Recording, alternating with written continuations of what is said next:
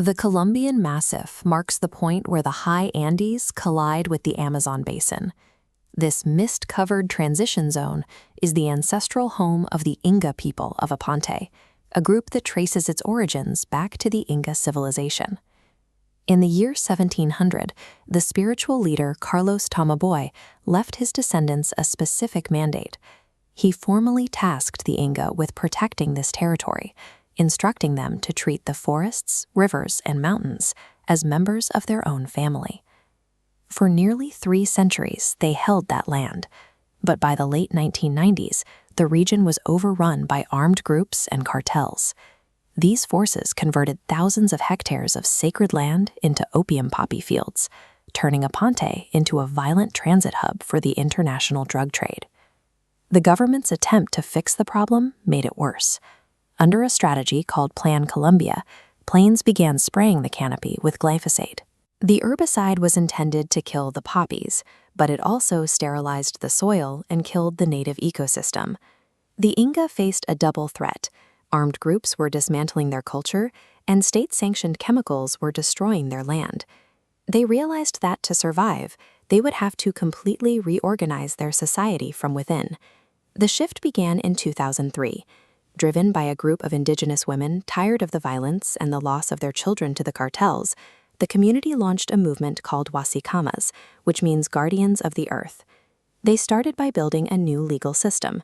They formed the Higher Council for Justice, an autonomous indigenous court that used their own ancestral laws to resolve disputes and maintain order in the village.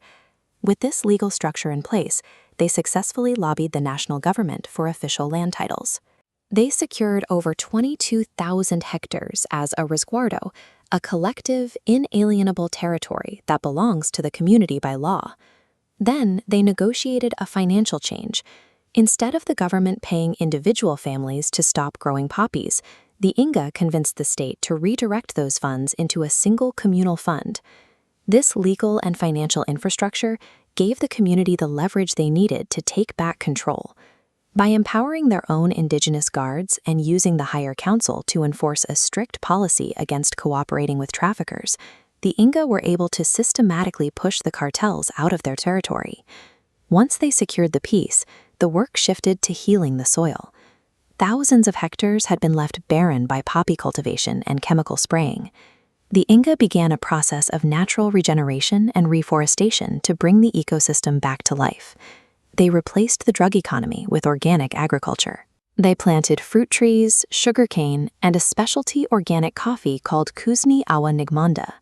This chart shows the result. As the opium economy dropped to zero, organic coffee, trout farming, and cattle breeding grew to generate millions of dollars in annual revenue for the community. Today, 17,500 hectares are protected as a sacred area, preserving the region's water sources.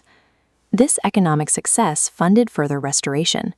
Because the land is healthy, native wildlife like the spectacled bear are returning for the first time in years.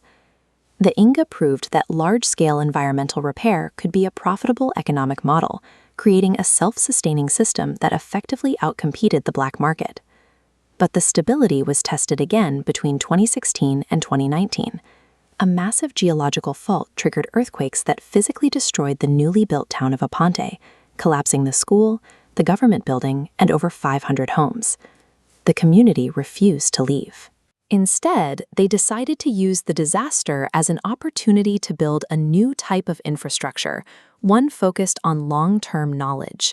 They began the AWI Panamazanac University project.